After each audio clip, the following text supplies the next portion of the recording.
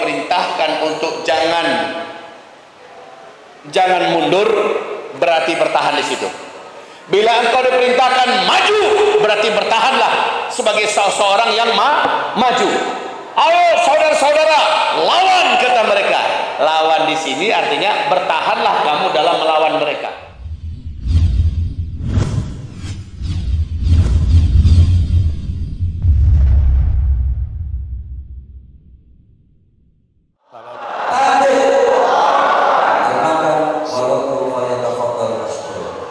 Alhamdulillah, jazakumullah khair. Bismillahirrahmanirrahim. Assalamualaikum warahmatullahi wabarakatuh.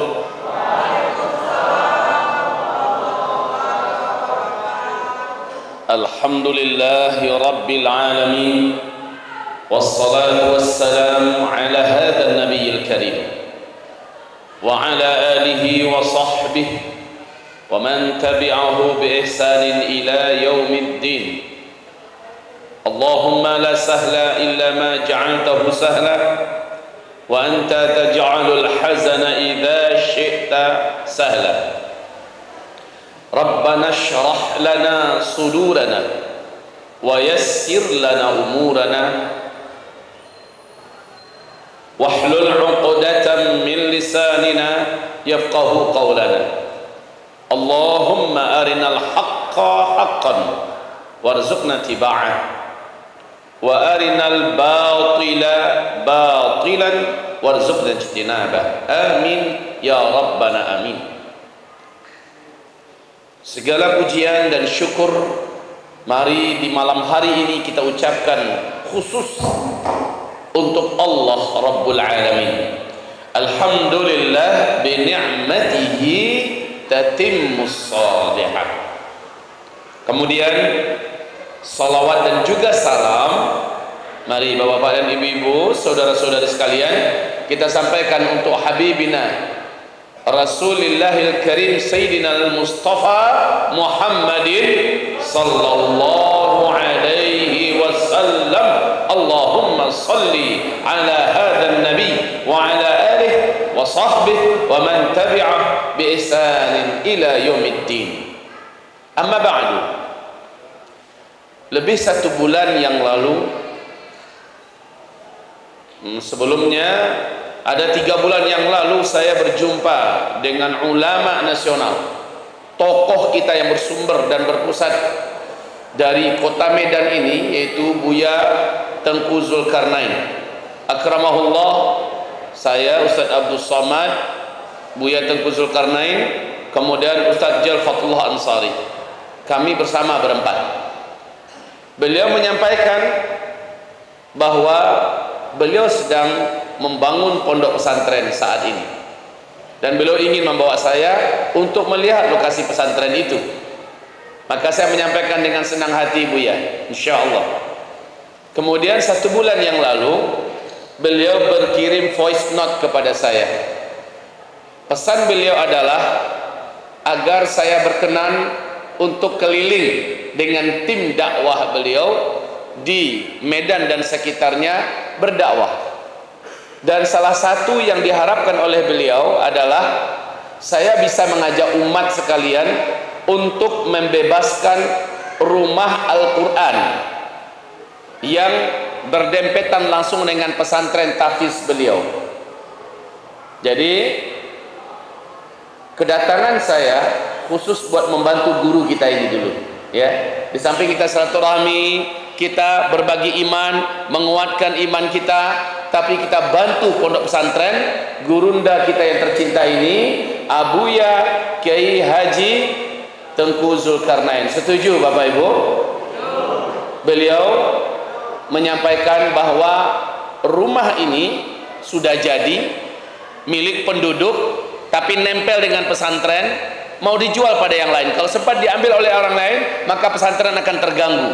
Kalau diambil, memang sangat dibutuhkan buat sarana rumah Al-Quran santri-santri yang sekarang sudah berjumlah 90 orang. Jadi dengan ini saya bersemangat datang. Insya Allah kapan lagi saatnya menolong sang guru yang mulia, ulama dari Sumatera Utara, gaungnya sampai ke seluruh Indonesia. Dan kita berharap beliau tidak lepas kemana-mana, karena Jakarta menginginkannya, kota-kota besar di Indonesia menginginkan beliau. Nah, saya berharap beliau tetap berada di sini, menjadi ikon dan simbol Sumatera Barat. Kita kenal bagaimana Buya Tengku Zulkarnain, seorang figur pejuang, tidak kenal takut, selalu menyuarakan kebenaran dan tidak pernah gentar dengan apapun cacian. Beliau telah berdakwah ke seluruh dunia. Hampir-hampir tidak ada negara yang tidak dimasukinya. Dan anehnya, dalam hal untuk mengajak umat agar membantu pondok pesantren, lidah beliau agak sedikit keluh, sehingga datangkan teman-teman dakwah bantu pesantren. Maka Bapak Ibu yang kami muliakan, insyaallah ta'ala saya sampaikan hajat ini duluan. Semangatlah Bapak Ibu, dananya tidak besar, hanya 450 juta. Luasnya adalah 15 kali 20. Kabarnya tempatnya dekat dengan sini ya. Nah, kabarnya tempatnya dekat dengan sini. Silakan lihat langsung. Ini kalau kita gotong royongi rame-rame, insya Allah tidak terasa itu. Wahai Bapak Ibu yang kami muliakan, saya percaya dan yakin sekali, Bapak Ibu, saudara-saudara sekalian telah banyak berinfak. Apalagi di kondisi akhir zaman ini, tiap sebentar penggalangan dana, bangun masjid, penggalangan dana, ada acara perjuangan, ada acara dakwah, ada acara ini. Tiap sebentar ada penggalangan dana buat Suriah, buat Palestina. Tiap sebentar ada bencana alam dan segala macamnya. Kita terus nabung. Ketahuilah, sunnatullah di akhir zaman memang sengaja dibuat oleh Allah. Terlalu banyak pintu-pintu infak, wakaf, sedekah terbuka. Sebab apa? Ini pertanda tak lama lagi pintu-pintu itu ditutup semua oleh Allah Subhanahu wa ta'ala. Nanti kata Rasulullah di akhir zaman akan tiba masanya orang yang ingin berinfak tidak ada lagi yang mau menerima infak. Orang yang ingin bersedekah tidak ada lagi yang membutuhkan sedekah. Orang yang mau berzakat ditolak karena tidak ada lagi yang berhak menerima zakat. Fase kelima sebentar lagi akan masuk. Kita di penghujung fase keempat. Nanti saya tulis di papan tulis. Jadi sekarang memang disetting oleh Allah Subhanahu wa ta'ala, dan hadis-hadis tentang ini lengkap, cukup banyak, bahwa di akhir zaman kamu akan diberi oleh Allah Subhanahu wa ta'ala kekayaan yang melimpah ruah. Bumi memuntahkan kekayaannya sehingga tidak lagi ditemukan di muka bumi satu orang saja yang miskin. Tidak lagi ditemukan di muka bumi satu orang saja orang yang miskin. Seluruhnya berkecukupan. Sehingga orang-orang yang dulu pelit bersedekah, dia ingin bersedekah tapi sedekah sudah ditolak di mana-mana. Dia ingin berwakaf tapi orang sudah tidak butuh lagi dengan wakafnya. Dia ingin mengeluarkan zakat, tidak ada satupun orang yang miskin sehingga menerima zakat. Bu, jangankan ke tingkat infak, wakaf, sedekah, hadiah saja kamu akan berhadiah, memberi hadiah kepada tetanggamu nanti di akhir zaman. Kata Rasulullah, 2 telapak tangan emas, 2 telapak tangan isinya emas, kamu hadiahkan pada tetangga. Pak, terimalah Pak, ini hadiah. Bukan infak, bukan wakaf, bukan sedekah, bukan zakat, tapi hadiah. Bu, ini hadiah saya, 2 telapak tangan isinya emas, menjulang seperti ini. Apa kata Rasulullah? Tetangga-tetangga pada masa itu berkata, terima kasih banyak atas niat baikmu ingin memberi hadiah pada saya. Tapi di saya, kalau udah bahasa kitanya nih Pak, minta maaf, no, di dapur saya ada 5 karung emas, saya bingung mau diapakan. Masya Allah, saking kayanya manusia di akhir zaman. Dan ini bukan khayalan, hadis ini sahih, ini bukan khayalan. Kapan itu Ustaz? Ketika manusia sudah mendekati puncak putus asa. Sekarang udah hampir Pak, manusia sudah hampir mendekati puncak putus asa. Kehidupan semakin jahat, kezaliman semakin rata di mana-mana, kejahilan luar biasa di mana-mana, dan segala penipuan, segala macam kebohongan ada di mana-mana, sampai ke tingkat bencana di mana-mana, perang di mana-mana, kelaparan di mana-mana. Di puncak itulah Allah Subhanahu wa ta'ala akan tunjukkan kuasanya sehingga keadaan berbalik 180 derajat dan bumi yang penuh kezaliman hilang selama-lamanya. Kehidupan yang penuh kejahilan berubah dengan keamanan selama-lamanya. Kemiskinan yang ada di mana-mana berubah menjadi kekayaan yang melimpah ruah selama-lamanya. Perang yang ada di mana-mana berhenti dan terhenti selama-lamanya, dan seterusnya. Kenapa Ustaz? Nah, ini insya Allah saya bangga betul melihat ada whiteboard sebesar ini. Langka bisa ada tempat pengajian menyiapkan papan tulis sebesar ini. Saya bahagia, insya Allah saya nulis. Ya, tapi sebentar, sebelum tujuan ini saya sampaikan, kita sampaikan niat utama dulu. Ayo kita gotong royong bersama-sama membebaskan rumah Al-Quran buat gurunda kita yang tercinta. Setuju? Siap berinfak dengan maksimal? Bantulah Allah, Allah akan bantu hidupmu. In tansurullah yansurkum wa yuthabbit aqdamakum.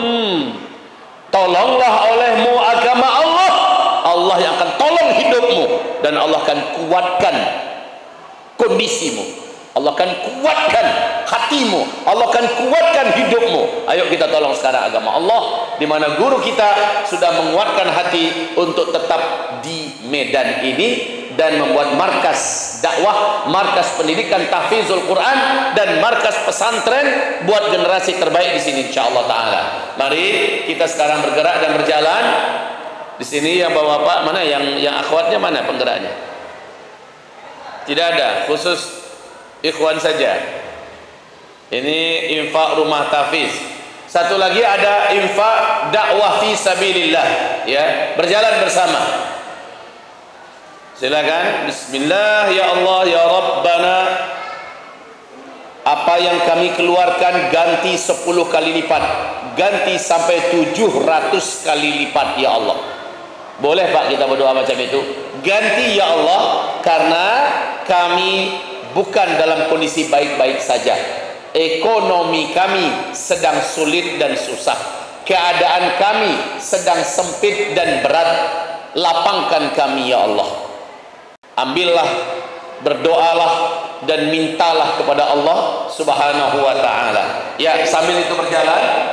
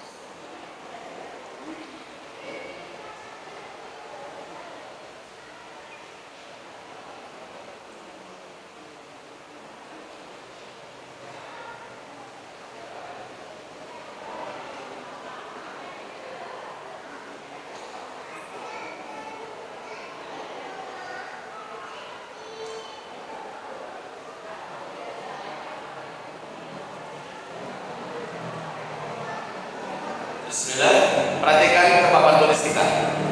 Mari kita simak. Nabi berkata, sejak saya diutus sampai berakhir umat ini di muka bumi, umat Islam, kalian akan menjalani 5 fase sejarah. Fase pertama, kedua, ketiga, keempat, dan kelima. Fase pertama langsung Nabi yang memimpin. Ini langsung Nabi Muhammad yang memimpin selama 23 tahun. Fase kedua setelah Nabi meninggal, para sahabat yang memimpin. Ini adalah khilafah Rasyidin, ya. Lamanya selama 30 tahun kata Rasulullah, 30 tahun. Fase ketiga, meninggal Khalifah Ali bin Abi Thalib, Husain bin Ali menggantikan singkat genap 30 tahun. Lalu pemerintahan Islam dipimpin oleh Muawiyah bin Abi Sufyan sampai runtuhnya khilafah Islamiyah Al-Uthmaniyah di Turki pada tanggal 3 Maret tahun 1924. Ya. Maka ini adalah fase khilafah dengan sistem kerajaan. Lamanya 1227 tahun. Jadi ini sudah berakhir dengan runtuhnya khilafah Islamiyah Al-Uthmaniyah di Turki. Sejak runtuh itu kita masuk pada fase di mana Islam tidak memimpin dunia. Kalau fase 1, 2, 3 ini begini ceritanya. Ini Islam memimpin dunia. 2/3 dunia dipimpin oleh Islam. Tapi fase keempat tidak. Islam sedang kehilangan kendali terhadap bumi ini.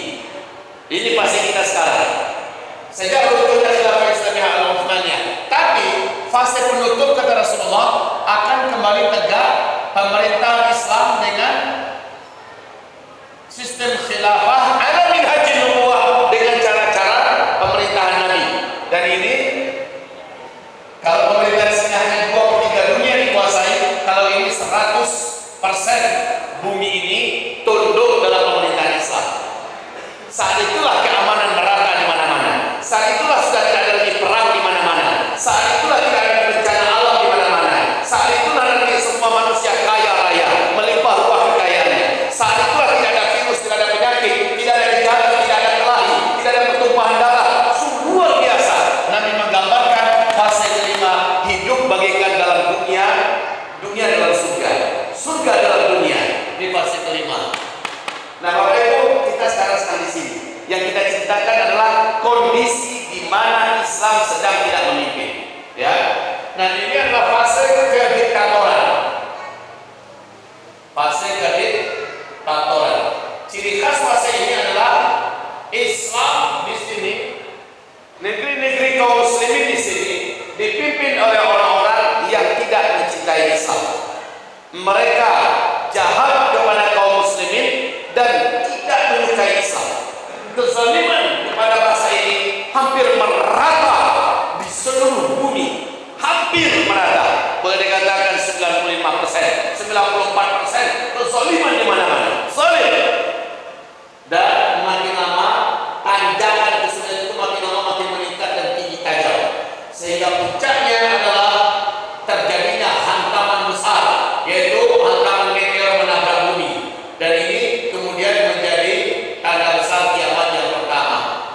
Lalu setelah itu kelaparan global terjadi di seluruh dunia, kemarau ekstrim, sehingga manusia banyak putus asa hidup. Muncullah manusia paling terlaknat, Dajjal laknatullah alaih, yang mengaku dirinya sebagai Tuhan, bisa menghidupkan yang mati, bisa menurunkan hujan, bisa mengembangbiakkan hewan ternak yang sudah jadi tulang belulang dan membawa gunungan makanan sehingga manusia berlomba-lomba sujud menyembahnya. Tapi dia tidak lama, Pak. Ketika dia muncul, dia hanya berusia 1 tahun 2 bulan 2 minggu saja. Kemudian dia mati dibunuh oleh tanda besar kiamat yang ketiga, yaitu Nabi Isa alaihissalam. Nabi Isa alaihissalam membunuh Dajjal, tapi Nabi Isa dan orang-orang beriman bersamanya dikepung oleh tanda besar kiamat yang keempat, yaitu Ya'juj dan Ma'juj. Nah, Ya'juj dan Ma'juj ini mati binasa semua dengan doa Nabi Isa alaihissalam kepada Allah. Singkatnya, setelah Ya'juj Ma'juj selesai, langsung dunia masuk kepada fase kelima, di mana fase kelima inilah masa-masa aman. Seperti yang saya katakan tadi, tidak ada peperangan, tidak ada bencana, tidak ada kejahatan. Ya, walaupun masih ada orang non-Muslim di sini, namun mereka tidak dipaksa sedikit pun untuk masuk dalam Islam. Mereka berhak hidup dalam keadaan aman, damai, sejahtera, tentram, makmur. Rumah sakit kosong, penjara-penjara kosong, karena memang tidak ada lagi kejahatan. Rumah sakit kosong karena nggak ada orang yang sakit. Ini yang terjadi di fase kelima. Sekarang kita sedang ada di penghujung fase keempat. Sekarang ini. Inilah zaman fitnah, saudara. Inilah zaman fitnah. Saya dengar judulnya di sini adalah peperangan melawan fitnah di akhir zaman. Ya, begitu judulnya. Atau perang melawan fitnah di akhir zaman. Baik, saudara kita dimuliakan, kita di kondisi fase keempat ini tidak ada kerja kita yang lain. Tidak ada. Pekerjaan kita cuma satu. Nabi mengatakan senjata kamu pada masa itu cuma satu. Sabarlah. Bersabarlah. Gak ada yang lain, Pak. Mau melawan kita gak punya senjata. Media siapa yang pegang sekarang? Coba jawab Bapak Ibu. Siapa yang pegang media? Baik nasional atau internasional? Siapa yang pegang? Orang kafir apa bukan? Lalu apa yang bisa kita pertahankan hari ini? Ekonomi siapa yang pegang hari ini? Baik tingkat nasional atau internasional? Orang Islam atau orang kafir? Kafir. Politik di tingkat nasional ataupun tingkat internasional, siapa yang kendalikan pada hari ini? Orang Islam atau orang kafir? Orang kafir. Kesehatan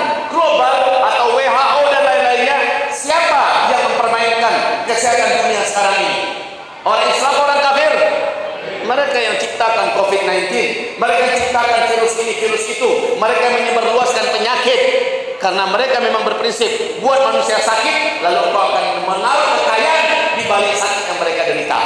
Ini prinsip mereka, Pak. Make him sick, you will be rich. Buat mereka sakit, engkau akan kaya. Jadi mereka yang ciptakan penyakit, mereka yang ciptakan antinya, dan mereka mengaruh keuntungan. Kita mau mampus, mau tegang-tegang, mau jangkang-jangkang, terserah, pokoknya kalian kaya. Itu prinsip mereka. Sekarang dunia pendidikan, siapa yang kendalikan? Orang Islam atau orang kafir? Orang kafir. Semuanya mereka yang kendalikan. Kondisi kita sekarang ini kita mengapai? Semua di tangan mereka. Militer. Ayo Bapak Ibu jawab. Militer. Sekarang yang pegang militer dunia, teknologi alat tempur dunia, Islam atau orang kafir? Lalu kita punya apa? Kita punya apa sekarang? Kita nggak punya apa-apa, betul Bu? Tapi apakah ini akan menjadikan kita skeptis? Apakah ini akan menjadikan kita putus asa? Apakah ini akan menjadikan kita akhirnya berkurung saja di dalam rumah, tidak mau bergerak? Salah. Nabi perintahkan senjata kamu ketika itu adalah sabar. Nah, sabar itu bahasa Arabnya begini, as-sabr. As-sabr, sabar. Di mana ayat yang berfirman, Allah berfirman, innallaha ma'as-sabirin. Sesungguhnya Allah bersama orang-orang yang sabar. Ya, begitu juga innallaha yuhibbus sabirin. Allah mencintai orang yang sabar. Senjata kita pada masa ini bukan ekonomi, bukan rudal, teknologi canggih, bukan media. Ya, senjata tempur kita adalah sabar. Tapi sabar itu artinya apa? Arti sabar adalah bertahan secara kokoh dan simultan. Ini yang dimaksud dengan sabar. As-sabr, bersabar itu adalah engkau bertahan. Bertahan dalam artian apa? Bila engkau diperintahkan untuk jangan mundur, berarti bertahan di situ. Bila engkau diperintahkan maju, berarti bertahanlah sebagai seorang yang maju. Ayo saudara-saudara, lawan, kata mereka. Lawan di sini artinya bertahanlah kamu dalam melawan mereka. Bertahanlah, jangan sampai mundur. Sekarang diajak ada seruan, ayo saudara-saudaraku belanja yuk ke toko-toko tetangga, toko-toko miliknya muslim, barang-barang retail ala-ala rumah tangga kepada toko-toko muslim. Sabarlah kita dalam menjalankan perintah itu. Kita diperintahkan jaga sholat 5 waktu, sabar sholat 5 waktunya tepat waktu, upayakan terus berjamaah. Sabar kita mendampingi para ulama, sabar kita mentaati ulama, sabar kita dalam segala keadaan. Bahkan dalam kondisi sekarang kita sudah tidak percaya lagi dengan pendidikan ala barat yang orientasinya hanya ijazah SD, SMP, SMA, perguruan tinggi, S1, S2, S3. Orientasi kita sekarang adalah anak kita menjadi anak yang soleh, berilmu dengan ilmu agama yang kuat, akidahnya mantap, ibadahnya benar, hafiz Al-Quran, jadi ulama. Nah, walaupun kita dicibir, dicemeh oleh orang, tidak peduli, sabar kita di situ. Nah, ini maksud dengan sabar itu, Pak.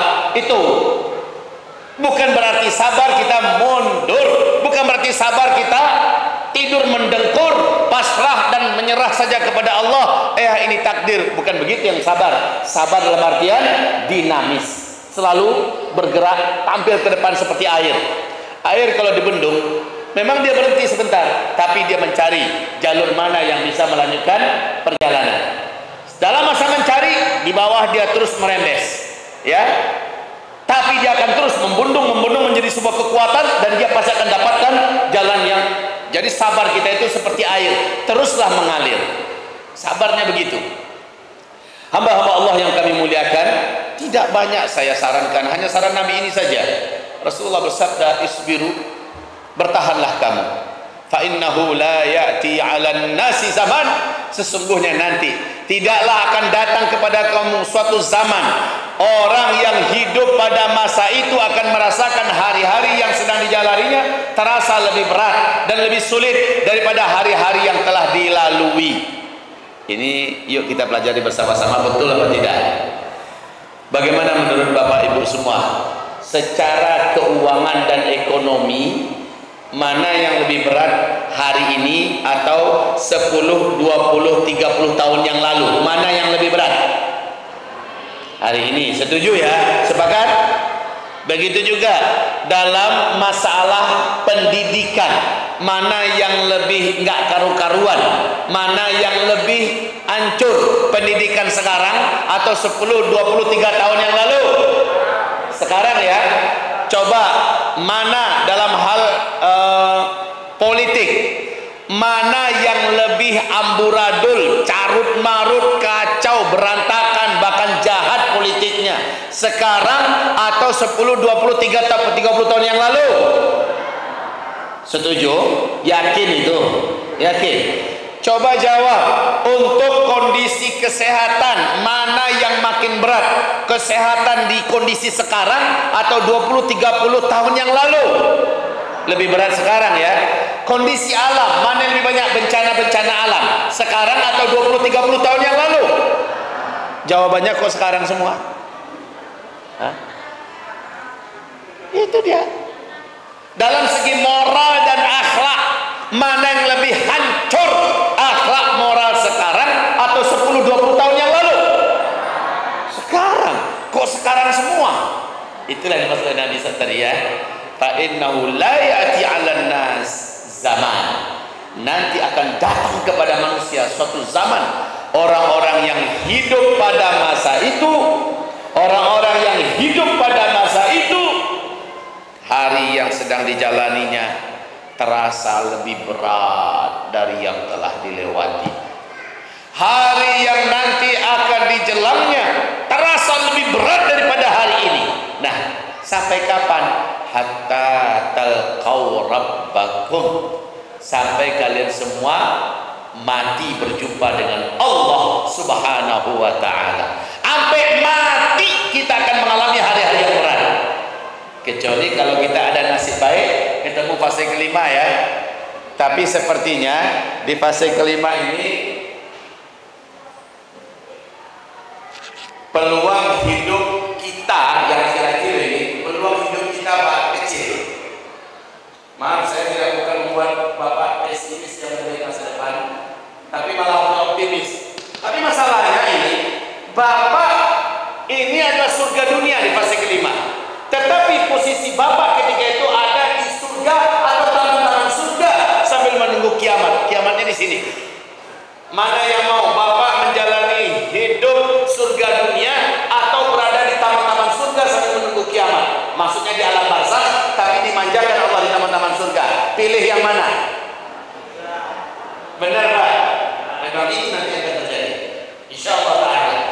Jumlah laki-laki di fase ini, fase kelima nanti, satu laki-laki berbanding 50 wanita. Ini jumlah laki-laki nanti. Bukan berarti wanita lebih banyak angka kelahirannya, tidak, tapi angka kematian laki-laki di ujung fase keempat sangat tinggi. Kenapa? Fase keempat adalah fase di mana kekacauan, pertumpahan darah, perang di mana-mana tidak bisa dielakkan, Pak. Negara-negara akan perang, organisasi-organisasi, kelompok-kelompok, batasan-batasan akan menjadi sebab perang. Apalagi masalah ekonomi, masalah politik, perang. Lah kalau dalam perang itu yang paling banyak meninggal siapa? Mesti laki-laki, karena laki-laki yang menghadapnya, yang menghadangnya. Ya, apalagi nanti kata Rasulullah, ketika emas muncul nanti dari negeri Irak, manusia di seluruh muka bumi membawa senjata mereka berperang memperebutkan gunung emas itu. Dan dalam setiap 100 orang yang berperang, 99 mati terbunuh di sana. Cuma satu yang hidup. Setiap mereka berkata, semoga satu orang yang hidup itu saya orangnya. Itu menandakan apa? Angka kematian laki-laki di sini luar biasa. Sehingga ketika meteor, Dajjal, Nabi Isa, Ya'juj Ma'juj ini muncul, lalu masuklah fase kelima, jumlah laki-laki tersisa 1 berbanding 50. Artinya orang-orang beriman pada masa ini yang laki-lakinya tidak banyak. Mereka seluruhnya sudah berada di taman-taman surga Allah. Siapa kira-kira? Ustaz, kira-kira kami ini dapat nggak masa itu ya? Dapat nggak? Oh, Ibu mantap menggeleng.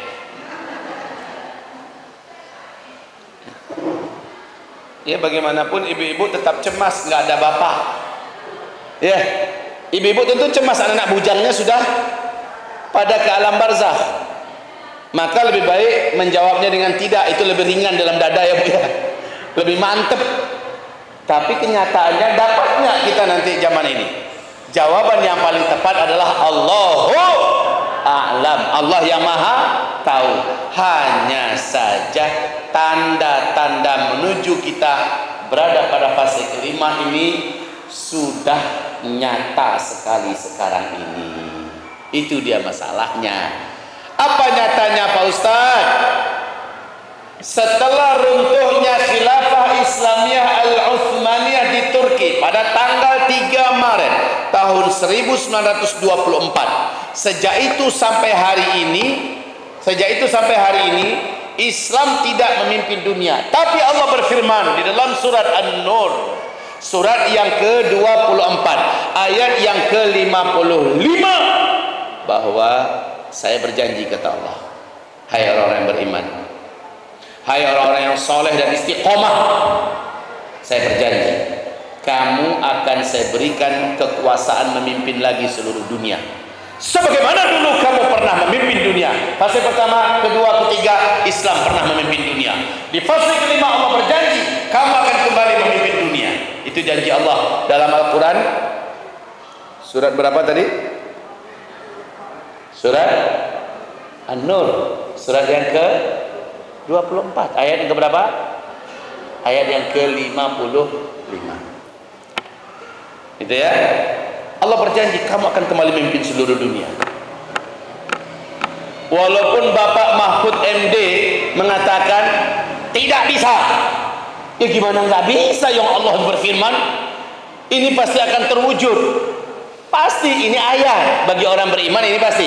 Tapi yang unik, wahai kaum muslimin, yang unik dan sangat istimewa, ungkapan bahwa bumi ini di masa yang akan datang akan kembali dipimpin oleh khilafah Islamiyah itu ternyata munculnya malah dari orang-orang, para pakar-pakar, para ahli-ahli yang ahli dan berkompeten tentang masalah ini, dan mereka orang kafir semua. Kapan itu Pak Ustadz? Terjadi di New York. Ya, saat itu ada pertemuan besar 15 negara terkuat di dunia yang memiliki intelijen terbaik di dunia melakukan perundingan akbar, diprakarsai oleh NIC. Dan ini hasil pembicaraan mereka selama sekian waktu memunculkan sebuah keputusan. Pembicaraan mereka adalah, ini tahun 2012 loh Pak ya. Tahun 2012 di New York diadakan pertemuan 15 negara pemilik intelijen terbaik di dunia.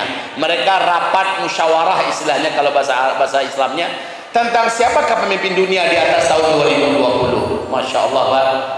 Pembicaraan mereka mengerucut kepada 4 calon. Calon pertama masih Amerika Serikat, calon kedua adalah Cina, calon ketiga adalah mafia-mafia geng-geng internasional, dan calon keempat adalah khilafah Islamiyah. Calon pertama Amerika Serikat, dikaji semua kelebihan dan kekurangan, bagaimana kondisi sekarang, bagaimana kemungkinan nanti.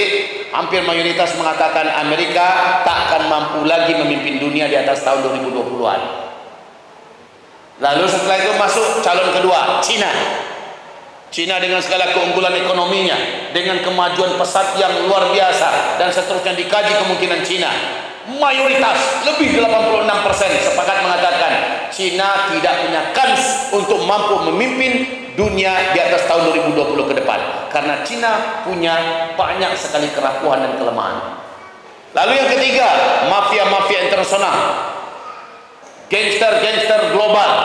Dibicarakan potensi mereka, ekonomi yang mereka genggam, teknologi mereka bahkan lebih canggih daripada Amerika dan sebagainya. Tapi ini juga rontok. Saat membicarakan yang keempat, terpaksa lebih 92% sepakat mengatakan yang punya peluang terkuat dan terbesar kembali memimpin dunia nanti adalah khilafah Islamiyah. Itu yang ngomong orang kafir semua itu Pak.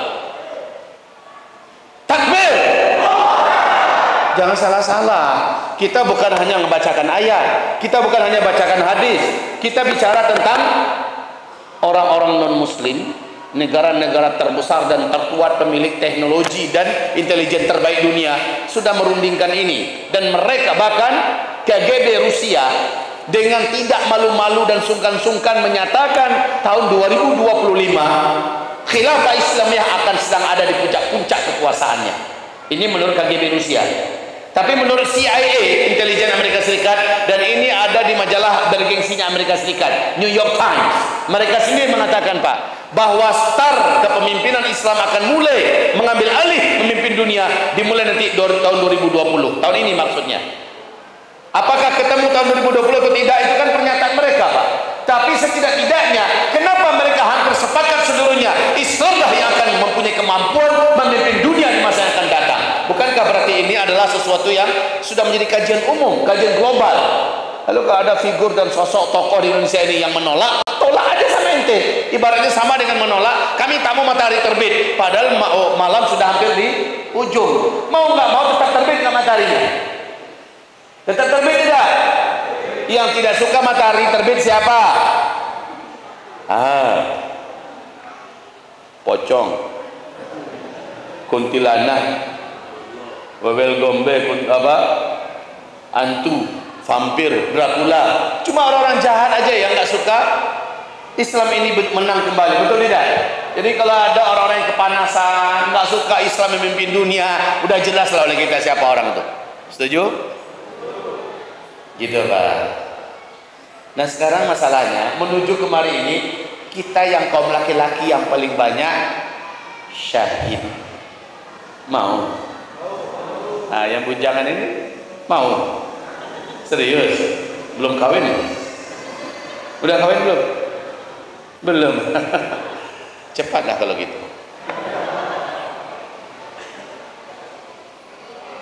Ini di ujung zaman. Kita semua tidak ingin berakhir dengan begitu cepat. Kita ingin menjadi pemain, pejuang, lalu kita menjadi pemenang, dan kita bisa menikmati ini. Betul tidak? Betul. Berjuanglah, berdoalah.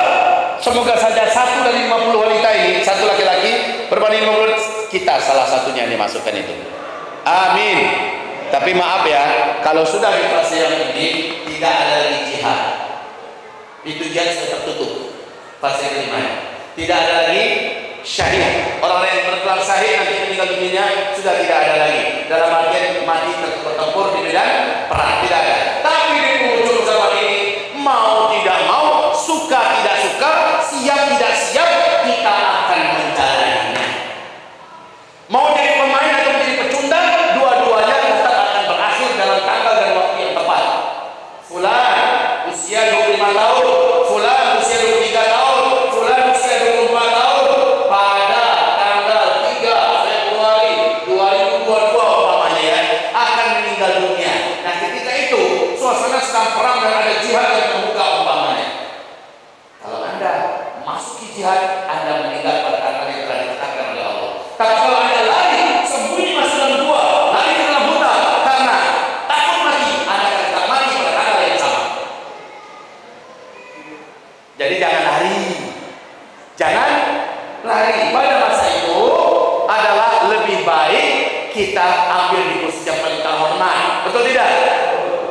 Toh kata Syekh Ahmad Yasin dan para ulama-ulama sepakat mengatakan, kematianmu tidak akan dipercepat karena engkau masuk ke medan tempur, dan kematianmu tidak akan ditunda karena engkau lari dari medan tempur. Nah, Bapak Ibu yang kami muliakan, sekarang kita tidak mau perang, kita harus makan ini. Setuju tidak? Setuju tidak? Atau orang Medan ini suka perang? Hah? Saya rasa enggak. Saya rasa masih waras semua kita di sini. Betul tidak? Kita tidak mau perang. Insya Allah. Bahkan kalau bolehlah lari ke tengah hutan, boleh ketika perang terbuka, karena saya benci perang. Kalau boleh, saya duluan yang akan memimpin kita lari hutan. Tapi masalahnya haram. Tidak boleh lari dari medan perang. Kita tidak mau perang. Setuju kita udah. Kita berharap Indonesia ini tetap rukun, aman, damai, kompak, bersatu. Amin. Tapi kalau akhir zaman, skenario langit tidak bisa untuk dielakkan, kita harus harus ada di tengah-tengah kancah itu, kita tidak punya pilihan. Maka kita kembali kepada sejatinya jati diri kita. Kita ini apa? Pantang mencari lawan, tapi ketika datang pantang untuk tidak melawan. Gitu. Kamu jual, gua borong. Kami cari gara-gara, enggak lah ya, enggak. Kami janji, kami akan menjaga NKRI ini dengan darah dan nyawa kami. Tapi kalau kalian cari gara-gara, kalian ganggu NKRI kami, kalian ganggu agama kami, kalian ganggu kehormatan agama kami, siap insya Allah. Bila sudah dikomandokan, kami akan paling di depan. Begitu kita Pak, betul begitu Pak? Atau jangan-jangan saya aja yang semangat enggak? Bapak, Ibu, hamba-hamba Allah yang memuliakan. Nah, sebelum perang-perang itu terjadi, apa tugas kita di sini? Tugas kita adalah isbiru. Ingat ditugaskan. Bersabarlah kamu bersama para ulama. Udah ada di Ustaz, kata ulama apa? Tahan, berarti sabar. Ayo semuanya bergerak ke masjid. Sholat di waktu, jaga tahajudmu, jaga duhamu, jaga puasamu, terus berinfak. Puasa jangan sampai meninggalkan sholat. Puasa Senin, Kamis, jalankan. Sabarlah menjalani itu semua. Jangan memakan riba sesulit apapun hidupmu. Jangan pernah kamu terpancing dan terhipnotis oleh tawaran-tawaran yang berbau riba. Sabar kita di situ Pak. Sabar. Banyak orang yang cipir, banyak orang yang cemeh. Sabar, sabar. Tapi insya Allah Ta'ala apabila waktunya memang sudah datang, kita mudah-mudahan dijadikan oleh Allah siap menjalaninya. Amin. Amin. Amin. Baik bapak-bapak ataupun ibu-ibu. Jadi kalau begitu Bu, kira-kira fase kelima ini ada kemungkinan nggak kita yang akan memasukinya? Ayo sekarang jawab. Ada kemungkinan tidak? Hah? Ibu kan tadi udah dengar bagaimana pandangan orang-orang non-muslim tentang kemungkinan Islam kembali memimpin dunia. Udah dengar ya? Ayatnya juga sudah dengar tadi, Islam akan kembali memimpin dunia. Apa tanda-tanda bahwa Islam akan memimpin dunia kembali? Tanda-tandanya bila kita sudah meninggalkan fase pertama, kedua, ketiga, kita di fase keempat. Berarti tak lama lagi Islam akan memimpin di sini. Tanda-tanda yang lain apa? Ketika hampir-hampir keadilan sudah tidak bisa kita dapatkan lagi di seluruh muka bumi ini. Betul tidak? Ketika keadilan sudah hampir-hampir tidak bisa kita dapatkan lagi di muka bumi. Ketika kezaliman, dan tanda-tanda yang paling terang lagi adalah apabila kita melihat negeri Arab sudah bersalju, negeri Arab sudah kembali subur, negeri Arab sudah sulit, khususnya Mekah, Madinah, bisa melaksanakan ibadah haji dan umrah. Kita terhalang dan sulit mendapatkan kesempatan itu. Apabila negeri Arab sudah berkhianat dan malah mendukung Yahudi, dan ini terjadi sekarang ini Bapak Ibu, betul tidak?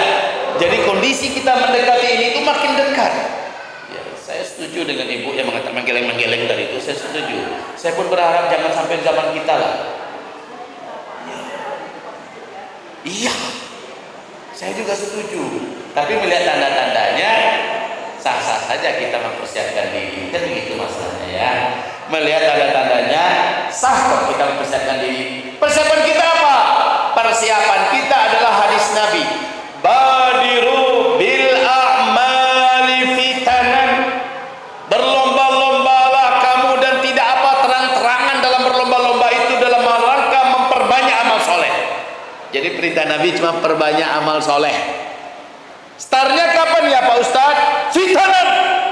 Di masa-masa fitnah. Kapan itu fitanannya Ustadz? Di hadis yang lain Nabi berkata, wal fitanu bisyam. Fitnah itu terjadinya di akhir zaman itu adalah di negeri Syam. Bila negeri Syam sudah dihancurkan, kota-kotanya diratakan dengan tanah, penduduknya dibantai, ditangkap, disiksa, dibunuh, diusir, dipaksa murtad.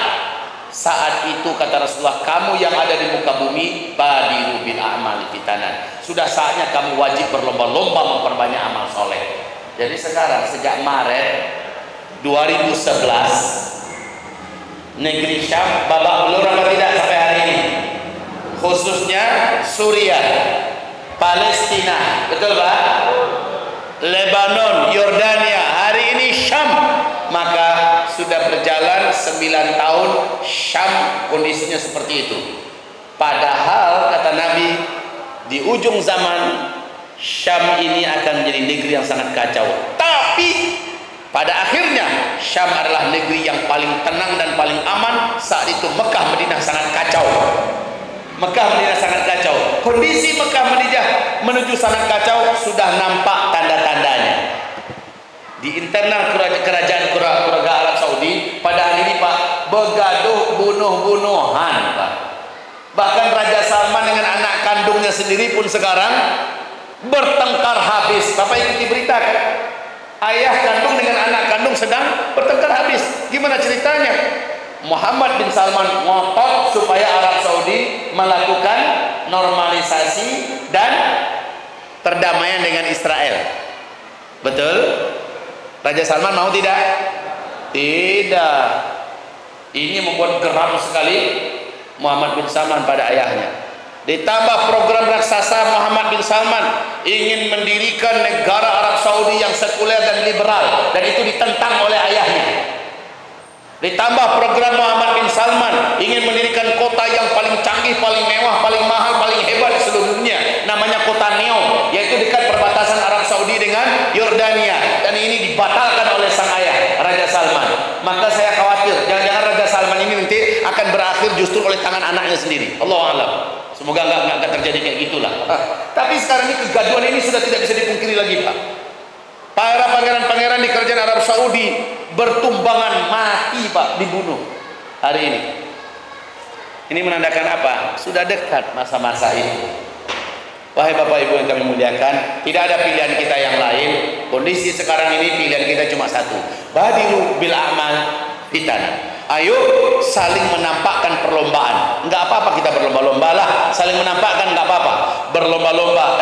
Kamu puasa enggak hari ini? Iya saya puasa. Aduh saya tadi enggak sahur. Sedih dia. Alah kamu kenapa? Kamu enggak puasa. Ayo saya aja puasa. Ini bukan ria-riaan Pak. Di akhir zaman itu badiru. Badiru itulah terang-teranganlah kamu berlomba-lomba dengan yang lain dalam hal beramal. Terang-terangan. Terang-terangan. Sudah punya anak berapa? Saya 2. Saya udah 4 alhamdulillah. Terang-terangan. Saya ingin anak saya jadi ulama, jadi mujtahid, jadi mujahid. Terang-terangan aja lah Pak. Di akhir zaman ini. Kamu masukkan anak kamu sekolah mana? Sekolah tahfiz Quran, tempat Buya Tengku Zulkarnain, sekolah pesantren. Saya ingin anak saya ke depan menjadi seorang faqih, mufassir, ahli hadis, menjadi seorang ahli usul fikih, menjadi seorang ulama, menjadi terang-terangan aja lah Pak. Walaupun manusia mencibir, walaupun manusia mengejek, walaupun saya mengatakan ciri-ciri orang radikal hafiz Quran, terserah. Ciri-ciri orang teroris itu good looking katanya, terserah. Ya. Kita nggak peduli, pokoknya isbiru, bersabarlah kamu. Itu ya Pak. Kalau kita ikut apa kata orang, nggak jadi. Kalau kita ikut apa kata orang, nanti kami dibilang teroris, kan nanti kami dibilang fundamentalis, nanti kami dibilang radikalis, nanti kami dibilang ekstremis, nanti kami terserah. Emang mereka yang punya surga? Emang mereka yang jadi panitia neraka? Sehingga kita harus khawatirkan pandangan dan penilaian mereka. Jangan kayak gitu di akhir zaman ini. La yakhafuna lawmata laim. Ayo, tahun 2016 yang paling membuat heboh dan menyatukan umat Islam ketika Al-Quran diejek, dilecehkan oleh siapa? Apa yang terjadi? Bersatulah seluruh umat, bela Islam, ya kan? Bela Al-Quran, bersatu umat Islam. Pak, surat apa yang dicemehkan itu, yang ditertawakan, yang diejek itu? Al-Maidah ayat berapa? Ayat 51. Coba dong lihat ayat Al-Maidah ayat 51. Ayat 52-nya bicara tentang perangnya orang munafik. Yang ketiganya Allah janji orang beriman yang pasti menang. Yang keempatnya Allah sebutkan ciri khas generasi yang unggul, yang tangguh dan pasti menang itu. Ayat 54-nya lah ya. Adalah orang-orang beriman yang tidak peduli dengan ejekan orang yang mengejek, cacian orang yang mencaci, tuduhan orang yang menuduh, fitnah orang yang memfitnah. Dia tidak peduli. Dia tegar, dia tabah, dia istiqomah, dia sabar. Maka mereka lah orang-orang yang Allah katakan ulaika hizbullah. Mereka itulah kelompoknya Allah. Ala inna hizballahi humul ghalibun. Ketahuilah Sesungguhnya kelompok Allah itulah yang akan menjadi pemenang. Sudah dapat kunci pembahasan kita ini apa malam ini? Kunci pembahasan kita malam hari ini adalah yuk kita genjot semangat kita beribadah, beramal soleh, dan jangan sembunyi-sembunyi beramal soleh. Terang-terangan. Kita aja nonton pakai HP di mana-mana nggak malu, Pak. Kenapa kita harus malu ketika dengarkan murattal? Dengarkan musik di depan orang ramai kita nggak malu, betul Pak ya? Ya, pakai HP nggak malu. Putar main game di depan orang ramai nggak malu. Kenapa mendengarkan ceramah para ulama kita malu? Kenapa? Ini bukan zamannya lagi. Justru kita lawan orang-orang terang-terangan buat dosa maksiat. Kita terang-terangan membuat amal soleh. Betul tidak? Badiru, arti badiru tadi adalah terang-teranglah kamu berlomba-lomba memperbanyak amal soleh. Kalau orang sedekahnya 1.000, kita lombai dia, saya 5.000. Kalau orang 5.000, lombai dia, pacu dia Pak, saya 10.000. Terang-terangan. Ini enggak, minta maaf ya Pak ya, ada yang sedekah, dijepitnya duitnya kecil-kecil supaya nggak nampak orang lain. Pak, kenapa enggak ambil saja merah warnanya 100.000 lillahi ta'ala supaya merangsang orang lain. Badiru bil a'mali fitana. Kenapa Pak kita beli pulsa nggak ragu-ragu kita harganya 20.000, kita nggak ragu-ragu harganya beli pulsa sampai 50.000, tapi untuk menolong dan menegakkan agama Allah cuma 2.000 itu pun sudah lecek ya, terus minta surga lagi, padahal sekali ke toilet kita bayar 2.000 ya, sekali parkir bayar 2.000. Masa iya untuk minta menjadi tentara Allah hanya mampu berinfak 2.000, 5.000, innalillahi wa inna ilaihi, kecuali yang bersangkutan memang betul-betul fakir miskin. Khalas, Allah yang maha tahu. Baik, bapak-bapak, ibu-ibu, hamba-hamba Allah, tidak usah saya berpanjang-panjang lagi. Saya rasa ini sudah final, bahwa kita sekarang ada di tengah-tengah pusaran fitnah akhir zaman.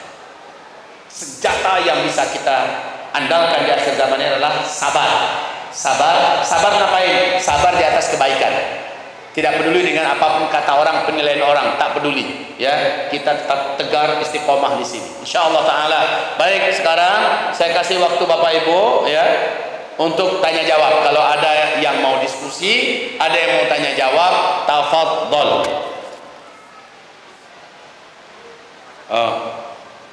Infak untuk pondok pesantren tahfiz Quran gurunda kita yang tercinta baru 2.300.000. Minimal kalau boleh saya menghimbau, yuk minimal ini kita upayakan sampai 5.000 kah? Bisa nggak ya? Kita upayakan, kita jalan lagi, mudah-mudahan sampai 5 juta hendaknya. Ini baru 2.300.000, setengah lagi Pak. Kita sekali lagi jalan, tadi banyak yang belum datang juga. Mau Bu? Kita tambah lagi Bu? Ayo Bapak Ibu, ini untuk guru kita yang tercinta, ini untuk agama Allah Subhanahu wa taala. Ayo bismillah. Kita minta tolong pada para pemuda, jalan sekali lagi, dan ikhwan akhwat jangan ragu-ragu untuk menolong agama Allah Subhanahu wa taala. Ya. 2.300.000 kita akan penuhkan malam hari ini sampai di angka 5 juta rupiah.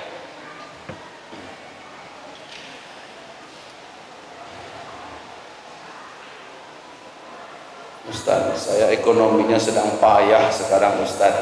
Justru ketika ekonomi sedang payah inilah kita tunjukkan pada Allah kita ini mukmin. Orang mukmin itu di surat Ali Imran ayat 133, 134 Allah sebutkan mereka senantiasa mengeluarkan infak untuk menolong agama Allah dalam kondisi ekonominya lapang dan dalam kondisi ekonominya susah. Ustaz, kami ibu-ibu gak bawa duit Pak Ustaz. Boleh, anting-anting lepas, cincin lepas, boleh. Ini tuh tabungan akhirat kita. Enggak bawa juga Ustaz, enggak apa-apa.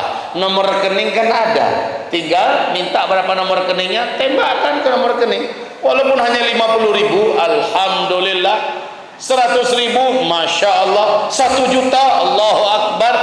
Dan itu kan jadi tabungan masing-masing kita kok, ya. Baik, semoga sampai malam hari ini di angka 5 juta ya. Demikian juga infak fisabilillah, infak dakwah di jalan Allah Subhanahu wa taala. Karena guru kita berkata, Ustaz, kita sama-sama bergerak. Saya juga sedang memenuhi panggilan dakwah ke berbagai penjuru daerah ya. Nah, nanti Ustaz Zulkifli masuk ke Medan, insyaallah kami bukakan tikar-tikar dakwahnya. Mudah-mudahan di sana nanti Ustadz bisa bersilaturahmi dengan umat sambil membantu pesantren kita yang memang sekarang sedang butuh untuk pembebasan rumah tafiznya. Barakallahu fikum. Mari kita sama-sama kita baca surat Wal 'Asr. A'udzu billahi minasy syaithanir rajim. Bismillahirrahmanirrahim. Wal 'asr innal insana lafi khusr illa alladhina amanu wa 'amilus shalihat wa tawassaw bil haqq wa tawassaw bis sabr. Allahumma arhamna bil Qur'an wa sadaqallahul azim. Mari dibaca doa kafaratul majlis. Nabi bersabda, siapa yang membaca doa ini, maka sebelum ia berdiri di tempat duduknya masing-masing, Allah akan gugurkan seluruh dosa-dosa kecil yang terlanjur dia buat sebelum itu. Mari kita baca bersama-sama. Subhanakallahumma wa bihamdika asyhadu an la ilaha illa anta astaghfiruka wa atubu ilaik walhamdulillahi rabbil alamin. Demikian saja pengajian kita pada malam hari ini, semoga bermanfaat. Dan kami masih ada beberapa jadwal lagi di Sumatera Utara ini atau di Medan ini, saya lupa di mana tempatnya.